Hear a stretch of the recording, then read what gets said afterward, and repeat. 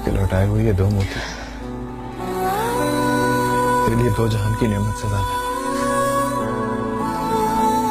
मुझे किसी चीज को पाने की कोई ख्वाहिश नहीं।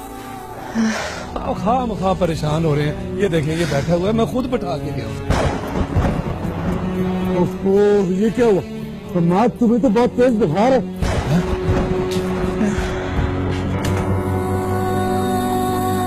आपको तो बहुत तेज बुखार हो रहा है, आपका पूरा जिस्म तप रहा है।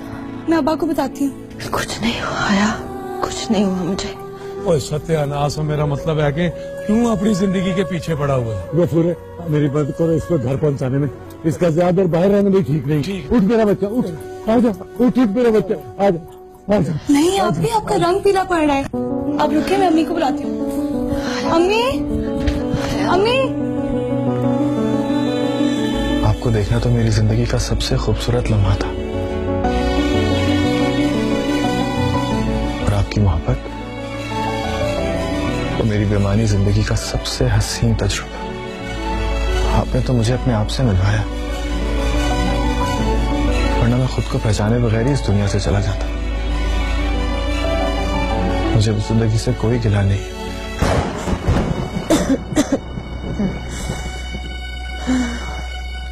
अब्दुल्ला भाई, बात सुने।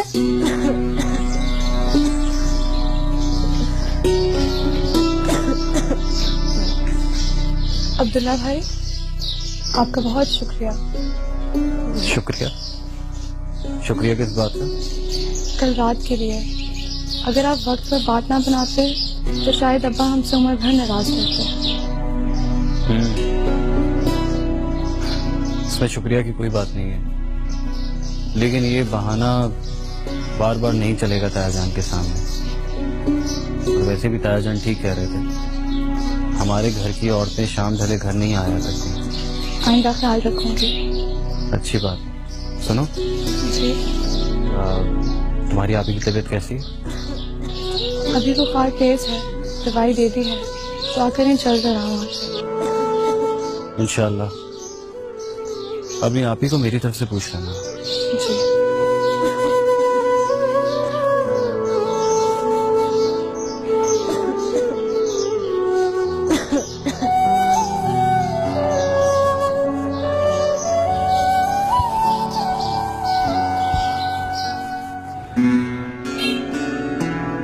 अस्सलाम वालेकुम फजल चाचा। अरे वालेकुम अस्सलाम। कैसी तबीयत है? अरे तबीयत कहाँ मियाँ, बुढ़ापे ने कमर तोड़ के रख दी है। अब मुशक्कत नहीं होती, और रही सही कसर इन बारिशों ने पूरी कर दी है। कोई सवारी मिल भी जाए तो 12 ही भगा के ले जाती। और हाँ, याद आया बेटा, कल खैर थी। वो मौलवी साहब के यहाँ से जनाना सवारी बहुत दूर तक गई। घर में सब ठीक तो है ना? हाँ हाँ, सब खैर है। असल में आपको पता है कि शादी की तैयारियां चल रही हैं। हो सकता है कोई जरूरी काम दरपेश आ गया हो उसी हवाले से। वैसे कहाँ तक गई थी सवारी? वही बेटा, पुरानी हवेली, वो जहाँ शाकर मियाँ रहते हैं, बिटिया वहीं गई थी। अच्छा, ठीक है, इजाजत है। अल्लाह। क्या जरूरत थी इस बार दोबारा में बाहर जाने की? अब वो हम क्या वो हम? ये निकट रहती है, गिला कर रही थी कि काफी देर हो गई मिलने नहीं है। उसे कहिएगा बहुत जल्दी मिलने आऊंगा। आज यहाँ स्टेशन पे काम बहुत ज्यादा है, रात के फारिग होता हूँ आखिरी मालगाड़ी के जाने के बाद। हमाद बाबा, ये सब क्या है? आपने पूरे घर को, जमाने को ये यकीन दिला दिया कि आपके जज्बे से बढ़ के इस दुनिया में कुछ नहीं। आपने जमाने को अपनी ठोकर में ला डाला। बड़ी बेगम को अपनी गलती का एहसास हो गया। अब आपसे मेरी एक इल्तिजा है हमाद बाबा, अगर घर वाले आपको वापस बुलाए तो इनकार नहीं कीजिएगा। ये आपका मुझ पे बहुत बड़ा एहसान होगा।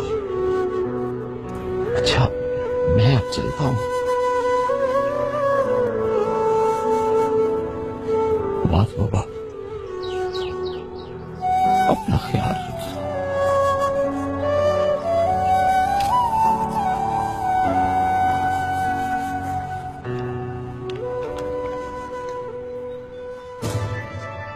भाई, मैं जानती थी कि आपके जज्बों के सामने कोई नहीं टिक पाएगा।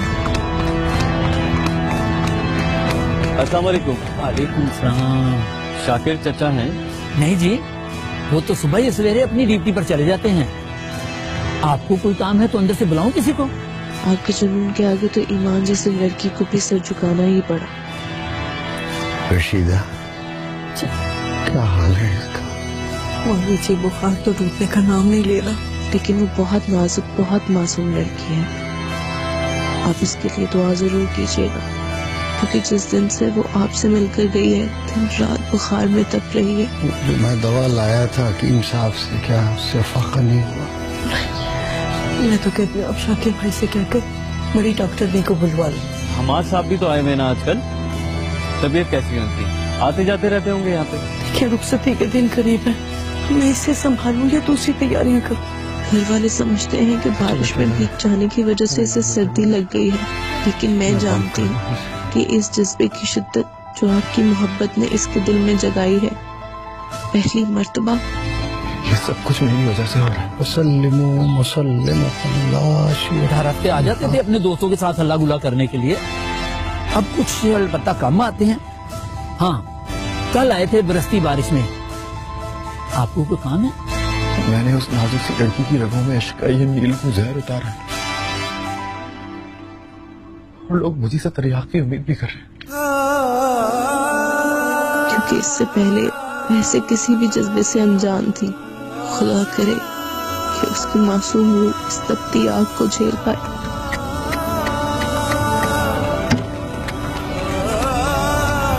कितने भोले ये लोग, और कितना संदिल हूं मैं।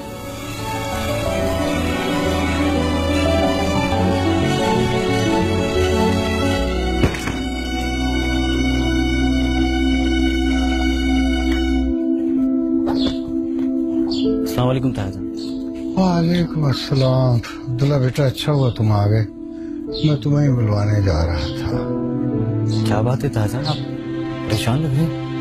हाँ बेटा, वो ईमान का बुखार दिन ब दिन शदीद से शदीद होता चला जा रहा है, हर दवा बेअसर हो गई है। तुम ऐसा करो कि शहर से कोई अच्छी डॉक्टरानी लेकर आ जाओ, मैं अपनी बेटी को इस हालत में नहीं देख सकता।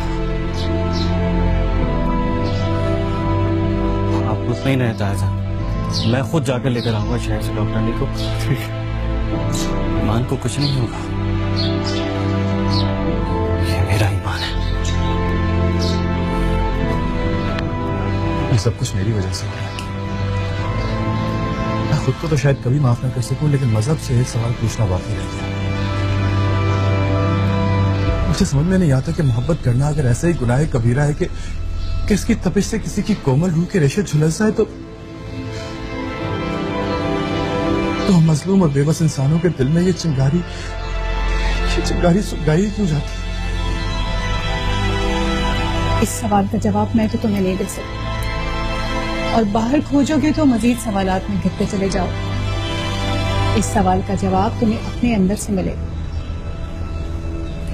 मेरी दुआएं हर हाल में तुम्हारे साथ।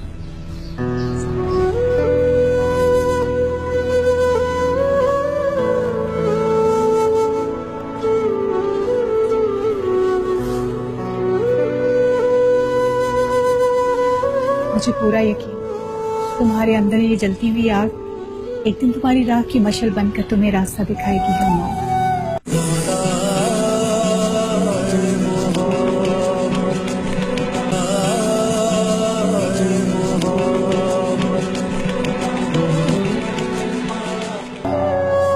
वही बेटा, पुरानी हवेली, वो जहाँ शाकिर मियां रहते हैं, अब बिटिया वहीं गई थी।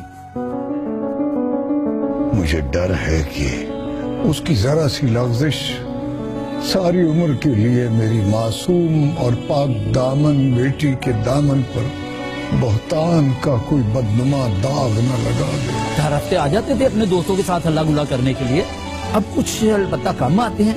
हाँ, कल आए थे बरसती बारिश में। क्या जरूरत थी इस बार दोबारा में बाहर जाने की? अब वो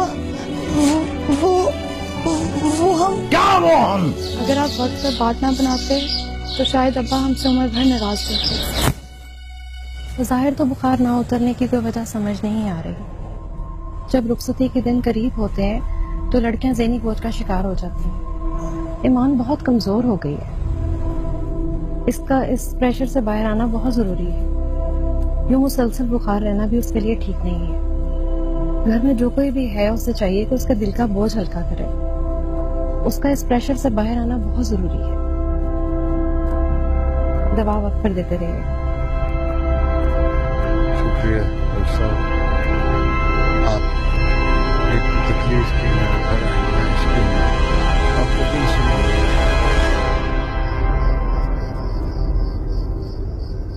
लेकिन वो बहुत नाजुक, बहुत मासूम लड़की है। आप इसके लिए दुआ जरूर कीजिएगा, क्योंकि जिस दिन से वो आपसे मिलकर गई है दिन रात बुखार में तप रही है। अल्लाहु अकबर, अल्लाहु अकबर, तेरी फरियाद में बड़ा असर है बाबू, तो खुद भी नहीं जानता। तेरी एक कहा ना लोहे को पिघला के रख सकती है। मुझे यकीन है रब सोना तेरी फरियाद जरूर सुन। कि इस जज्बे की शिद्दत जो आपकी मोहब्बत ने इसके दिल में जगाई है, पहली मर्तबा। तुम देखना, यही मजहब तुम्हें तुम्हारा असली रास्ता दिखा देगा। आपसे एक वादा लेने आई हूँ, खुद को कभी अजियत ना देने का वादा। यकीन ना हो तो आजमा के देख लेना। मजहब से अच्छा दोस्त और कोई नहीं है। आप मेरी बात मानेंगे ना? मुझे आपसे आपका वादा चाहिए हमाद।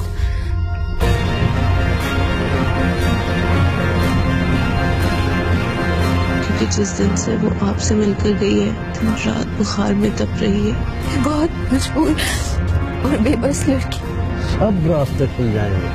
मैं आपकी मोहब्बत के बदले में आपको कुछ नहीं दे सकती। सारी मुश्किलें आसान हो जाएंगी। मेरे लिए आपसे यूं छुप कर तन्हाई में मिलने का गुनाह सारी उम्र मेरे वजूद को किसी आरी से काट देने के लिए काफी। आपके दो इशारे मुझे इस गुनाह पर मजबूर कर दिया। मैं उनको रोक नहीं पाई। अब आप मेरी बात मान ले, घर वापस चले जाए, वरना मेरा ये गुनाह भी राय कहाँ चला जाएगा। इस गुनाह को रायगा मत जाने दीजिए। आपसे इल्तिजा करती हूँ, मैं अपनी खुशी के लिए आपकी खुशी का वादा चाहती हूँ।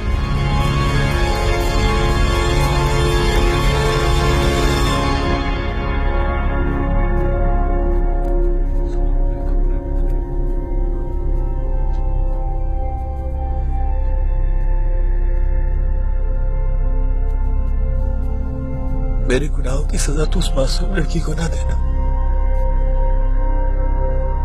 उसके कोमल वजूद को जलाने के लिए तो मजहब की कड़ी धूप ही काफी थी। एक नामहरम से बात करने का एहसास जुर्म भी उसे सारी जिंदगी तड़पाने के लिए बहुत था। अल्लाह तू जानता है कि ईमान के दिल में क्या था। अल्लाह उसने तेरी रजा के लिए, अपने बाप की खुशी के लिए अपनी मोहब्बत की कुर्बानी दे दी। या अल्लाह उसे माफ फरमा। उसे अब और किसी आजमाइश में ना डालना मेरे वाले। उसका वजूद मजहब और मोहब्बत की जंग के बीच झुलस रहे। मजहब अगर हमें बेजान चीजों से भी मोहब्बत का दर्स देता है तो फिर मेरी ये पाक मोहब्बत गुनाह क्यों कहलाती है? मजहब को तो सिर्फ मोहब्बत से पैदा होने वाले गुनाह के जज्बे से रोकना चाहिए, दिल में पैदा होने वाली मोहब्बत से तो नहीं।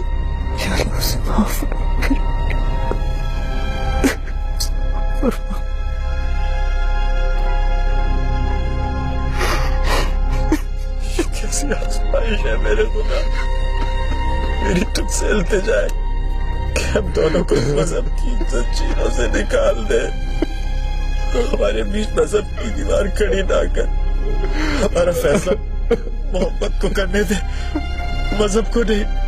हमें मोहब्बत के हवाले कर दे मेरे मालिक, रहम फरमा।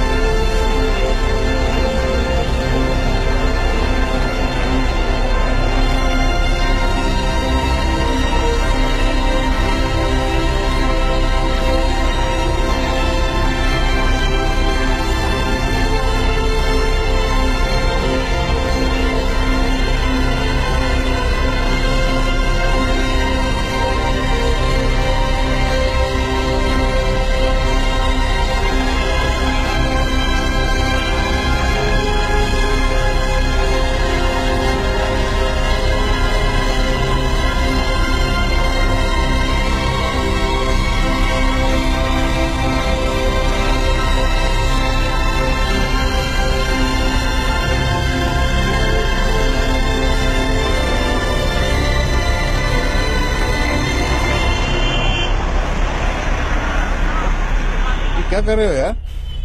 साहब वो इसीलिए साहब वो इमरजेंसी ब्रेक लगा दी सर।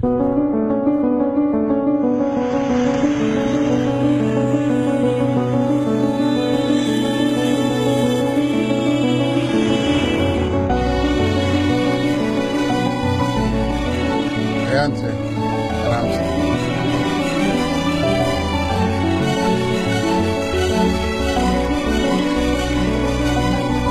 उठा शाबाश, आराम से रखना जरा, अभी गड्डी आएगी फिर लोड करना है।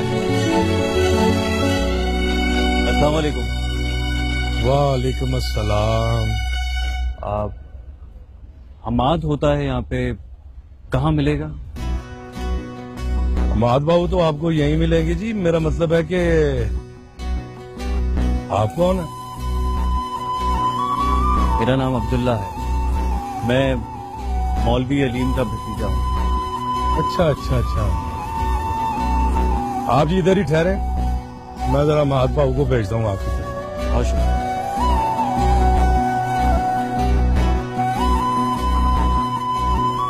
हाँ, मैं अब भी ये कहता हूँ कि तू उसे बदनाम करना चाहता है। चाहे लाख तूने उसका नाम अपनी जबान पर लाना छोड़ दिया हो, लेकिन तू बजाते खुद उस लड़की की बदनामी का चलता फिरता इश्तिहार है यार। जल्द व देर कोई ना कोई जवाब तो देना ही पड़ेगा। और वैसे भी मैं एक पागल आशिक मिजाज जुनूनी के लिए अपनी बेटी को बैठा कर नहीं रख सकता।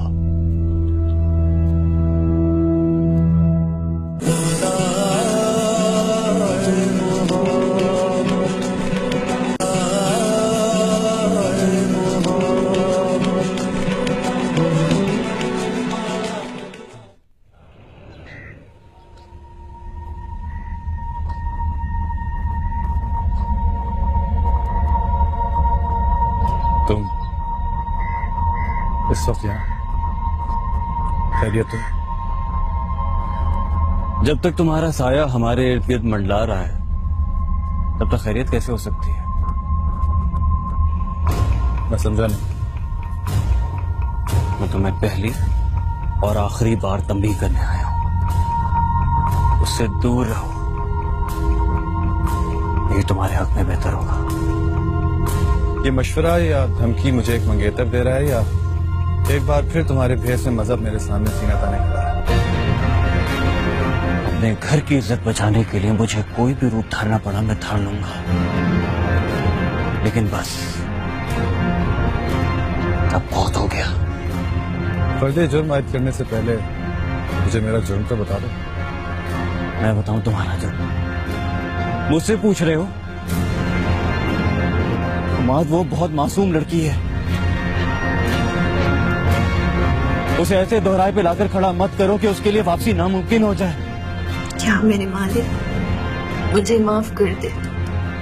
मैं जानती हूँ मैंने एक नामहरम से छुपकर मिलने का गुनाह किया है, मुझसे जो सरजद हुआ उसकी माफी आसान नहीं है। हमारे घर की लड़कियों को इन मोहब्बत की भूल भुलैयों का नहीं पता, वो नहीं जानती ये सब कुछ।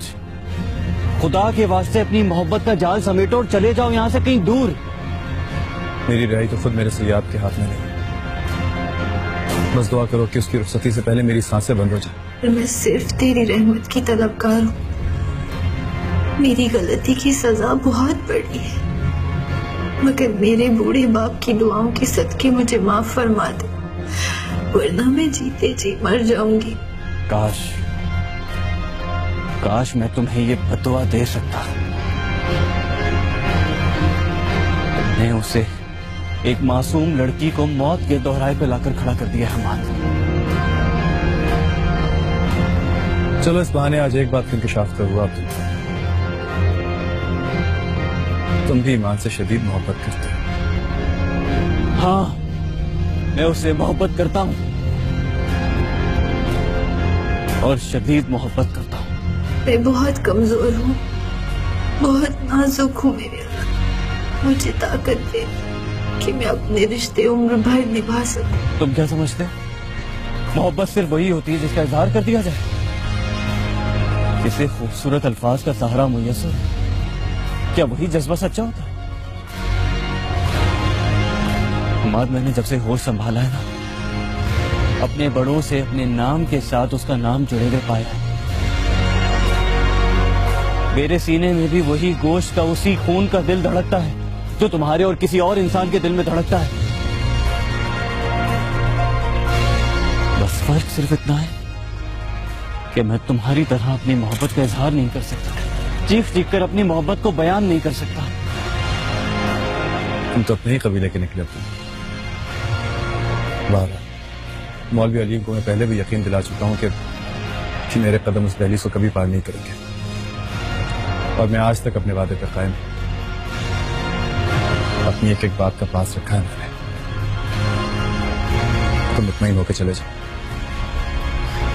मुझे इस घर की इज्जत और हिम्मत हर चीज से ज्यादा मुकद्दम है। मुझे बार बार याद दिलाने की जरूरत नहीं है। मैं जानता हूं तुमने कितना अपने वादे का पास रखा है। मेरा पर्दा रखना मेरे अल्लाह।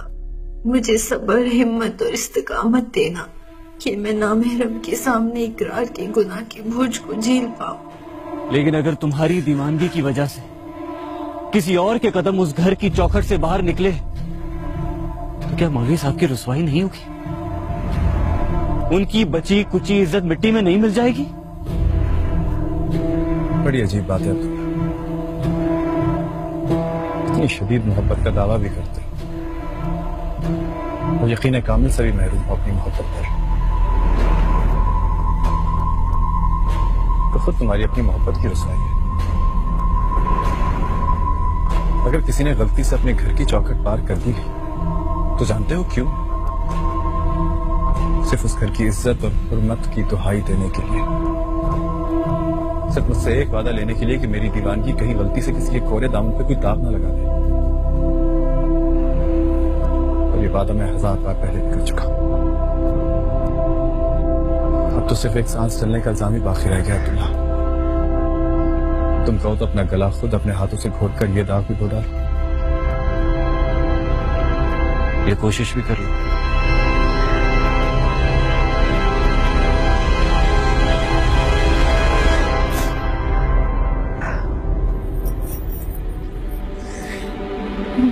करूं सजदा एक खुदा को, पढ़ूं कलमाया मैं दुआ दूं, दोनों ही एक खुदा और मोहब्बत।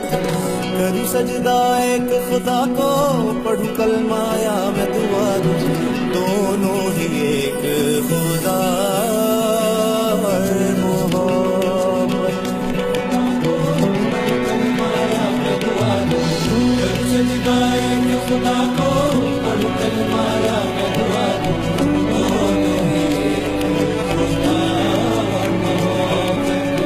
करूं सजदा एक खुदा को, पढ़ूं कलमाया में दुआ दूं, दोनों ही एक खुदा और खुदा के नाम पे सजदे में सर झुकना पूरे काम बता। वो दिल अल्लाह जिस दिल में मोहब्बत है खुदा के। अम्मी क्या हुआ आपको? अम्मी अम्मी आप इधर देखिए क्या हुआ?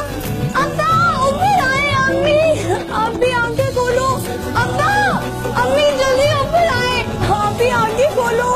आप भी अब्बा।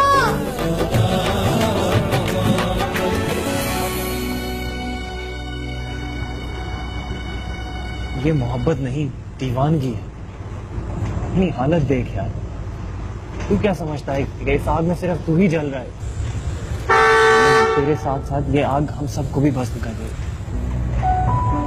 मोहब्बत तो रंग गुलाबी मौसम की तरह इंसान के जिस्म में उतरती है, उसके बाद ये मौसम दहकती हुई आग में बदल जाता है। आसपास की सारी नीली तितलियां मर जाती हैं,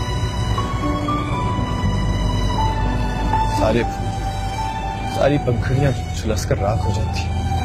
क्यों पूरे के पूरे गुलशन को जलाकर राख करना चाहता है? 4 दिन बाद उस लड़की की रुखसती है यार। तू चाहता है कि तेरा ये जुनून उस लड़की की इज्जत पर दाग लगा दे, उसे रुसवा कर दे। वहाँ लड़की की रुखसती की तैयारियां हो रही हैं और यहाँ ये बेहतियाती। कुछ तुम्हें ख्याल रखना चाहिए था रशीदा। गलती होगी मौलवी जी, हालांकि हया और मैं ज्यादा भीग गए थे इससे। मैं तो कहती हूँ आप जामिया मस्जिद के पेश इमाम से दम किया हुआ पानी ले आए, शाम का वक्त 100 बनाएं होती हैं। तेरा दिमाग खराब हो गया क्या? ये उसकी इज्जत और हुर्मत है कि आज तक उसका नाम मैं अपनी जबान पर नहीं लेकर आया, और तू कहता है कि मैं उसे बदनाम करना चाहता हूँ? हाँ, मैं अब भी ये कहता हूँ कि तू उसे बदनाम करना चाहता है।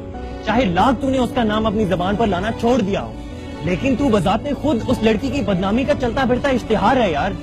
तेरी आंखें, तेरी बोली, तेरा लहजा, तेरा चलना फिरना, उठना बैठना, तेरा ये जोग, तेरी ये बर्बादी, ये सब लोगों को उस लड़की की याद दिलाती है। जब तक तू यहाँ है वो नहीं भुला पाएंगे उसे। 2 दिन बाद अब्दुल्ला के माँ बाप भी पहुंच जाएंगे, टिकट करवा ली उन्होंने। अब ऐसी सूरत में अल्लाह ही हमारा पर्दा रखे। बेशक इंसान बहुत कमजोर है। मैं जाता हूँ मौलाना साहब से बात करने।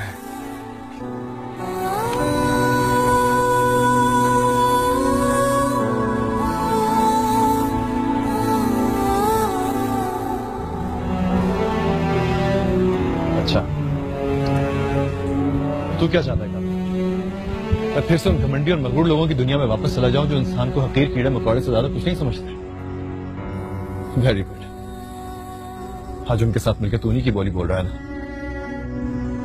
मैं ये हरगिज नहीं चाहता कि तू वापस उन लोगों के पास जाए जिन्होंने तेरा दिल तोड़ा। देख, आंटी को अपनी गलती पर एहसास हो चुका है। तू अगर अंकल की वजह से वापस नहीं जाना चाहता तो तू चल, मेरे साथ चल। अपने लिए नहीं, हमारे लिए नहीं, उस शरीफजादी के लिए सही।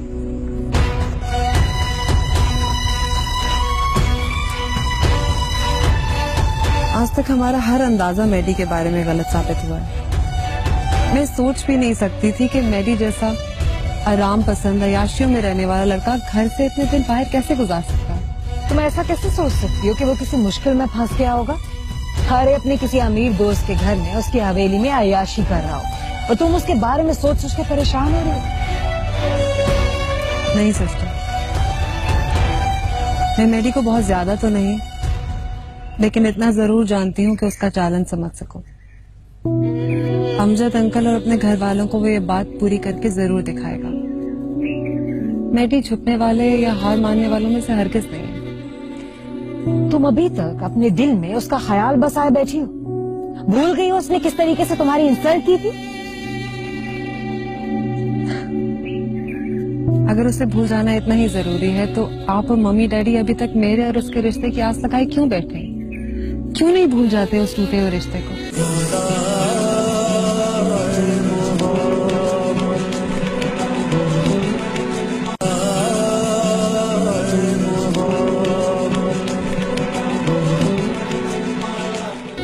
रिश्ते जबरदस्ती नहीं होते अमजद। गोगे हमारी दोस्ती बरसों पुरानी है। लेकिन ये आजकल की नौजवान नस्ल रिश्तों की अहमियत को नहीं समझती। इनका एक अपना नजरिया है, अपनी सोच है। They don't care. समझता हूं जो आप कह रहे हैं। हमाद की हर दर्मी की वजह से जो शर्मिंदगी और नदामत मुझे हुई है, उसका जिक्र बारहा मैं आपके सामने कर चुका हूं। लेकिन बाखुदा मेरी आज भी ख्वाहिश है कि आपकी बेटी मेरे घर की बहू बने। इसीलिए मैं आपसे रिक्वेस्ट करता हूं कि कोई भी फैसला जल्दबाजी में मत कीजिएगा। उसने हमारी फैमिली की इंसल्ट की, तुम्हारा रिश्ता ठुकरा कर, और इस बात को मैं बिल्कुल भी माफ नहीं कर सकती। उससे तो मैं खैर इस बात का बदला ले ही लूंगी, लेकिन खैर मेरा पहला टारगेट तुम्हारी और उसकी शादी करना। एक बार यह हो जाए। यही फर्क है आपके और मेरी सोच के दरमियान। आपने इसे हार और जीत का मसला बना लिया और मैं इससे बहुत आगे निकल चुकी हूँ। सच बताऊं अबरीना, अब अगर मैडी वापस आ भी जाता है तो मैं उसे वो इज्जत नहीं दे सकती जिसका वो हकदार है।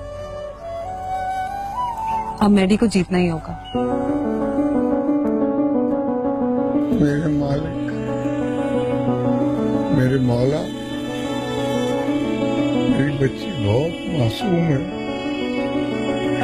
उसने जिंदगी की कोई भी खुशी दामन भर के नहीं देखी। उसका बुखार उतार दे मेरे अल्लाह, उसे सेहतमंद कर दे, उसकी बीमारी दूर कर दे मेरे अल्लाह।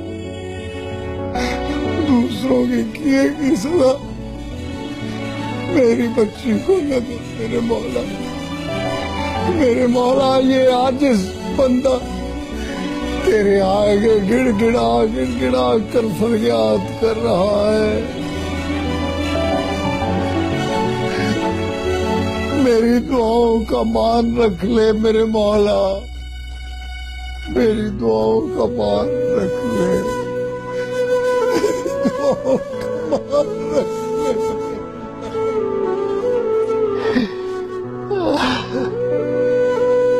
अल्लाह,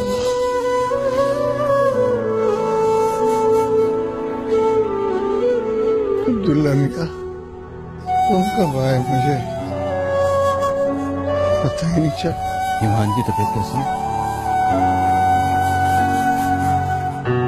बुखार नहीं उतर रहा उसका। कैसी है?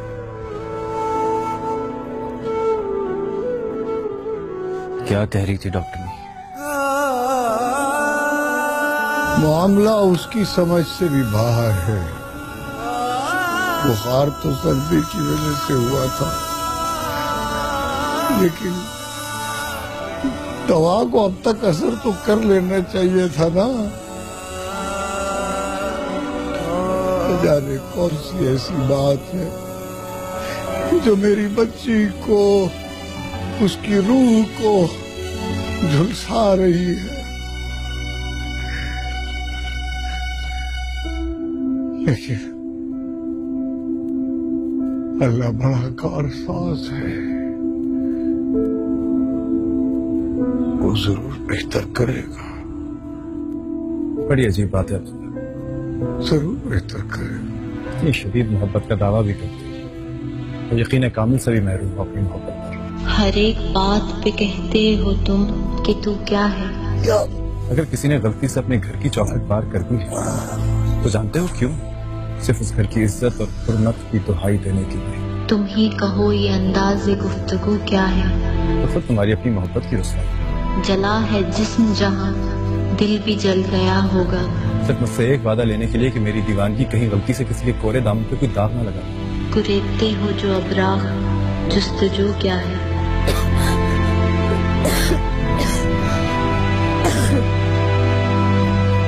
नरमीन मेरी बहुत लाडली बेटी है, मैं बहुत प्यार करता हूँ उससे, लेकिन तुम्हारे बेटे ने उसको बहुत दुख दिया है।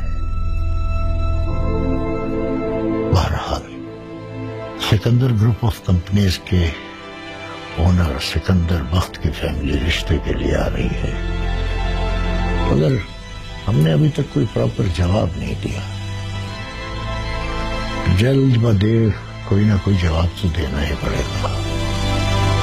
और वैसे भी मैं एक पागल आशिक मिजाज जुनूनी के लिए अपनी बेटी को बिठा कर नहीं रख सकता। हम मात को सिद्दीक के साथ स्टेशन पर लेकर गए, लिहाजा तुम दोनों इत्मीनान से बात कर सकते हो। बात तो अभी तक आप जान ही चुकी होंगी। हमारे भाई हमारी नहीं सुनेंगे। एक सिर्फ आप ही आसरा रह गई हमारे पास। मैं समझी नहीं। मैडी आपकी बहुत मानता है, आपकी और सिद्दीकी साहब की उसके दिल में बहुत इज्जत है, और आप दोनों ही वो वाहिद रिश्ता बाकी है जिस पर उसका एतबार कायम है।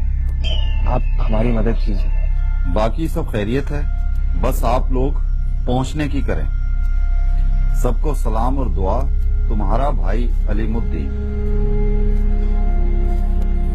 अल्लाह खैर करे। ये मौलवी जी को अचानक क्या हो गया? पहले खुद ही आकर तो अगले महीने की पहली जुमेरात को निकाह की तारीख मुकर्रर करके गए हैं, और अब ये अचानक उजरत। सब खैर तो है ना? हाँ हाँ, मैं हर तरह से हाजिर हूँ, और हम्माद तो मुझे सगे बेटों से बढ़कर है। लेकिन इस वक्त वो जिस किस्म के शदीद ज़हनी दबाव का शिकार है, उसको पेश नजर रखते हुए मैं तो यही कहूंगी कि उसको किसी किस्म के भी फैसले के लिए मजबूर ना करें तो बेहतर होगा। आप बिल्कुल सही कह रही हैं, लेकिन अभी तक आपको भी अंदाजा हो चुका होगा कि जब तक वो यहाँ रहा, ये दर्द उसका पीछा नहीं छोड़ेगा। ये तो वहाँ जाकर ही पता चलेगा। वैसे भाई साहब इतनी उजलत में फैसले करने के आदी हैं तो नहीं, जरूर कोई वजह ही होगी।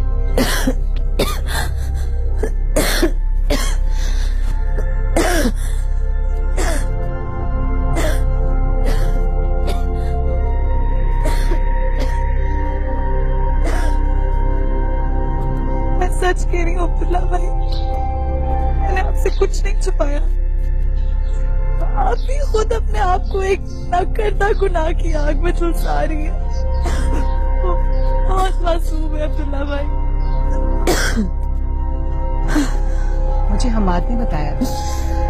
मैंने गैर इरादी तौर पर सही, लेकिन उसे यूनिवर्सिटी में एडमिशन के लिए टर्म पेपर लिखने पर आमादा करने की कोशिश भी की है, लेकिन जब तक उसके दिलो दिमाग में खुदा और मोहब्बत के लिए जंग जारी है, वो किसी जाने पे अपनी तवज्जो मबसूल नहीं करा सके। मेरी तो बड़ी ख्वाहिश थी कि मैं अपने बेटे की बारात किसी शहर से लेकर जाती। ईमान की गवाही देने के लिए मुझे अपने दिल के सिवा कभी किसी की तरफ देखने की जरूरत महसूस नहीं हुई। उसे सेरे लगाती, घोड़ी पे चढ़ाती, उसके सारे चाव पूरे करती। उसकी मासूमियत, उसकी पाकीज़गी का गवाह मेरा दिल खुद है। पर मुझे तो यूं लगता जैसे कि मेरी हसरत बनकर दिल में ही रह जाएगी। मेरा आज दिल भी बगावत कर रहा है, बार बार एक ही सवाल कर रहा है कि कहीं हम सब मिलकर उस कांच की बनी लड़की के साथ कोई ज्यादती तो नहीं कर रहे। मेरी आप ही को बचा रहे हो, खुदा का वास्ता।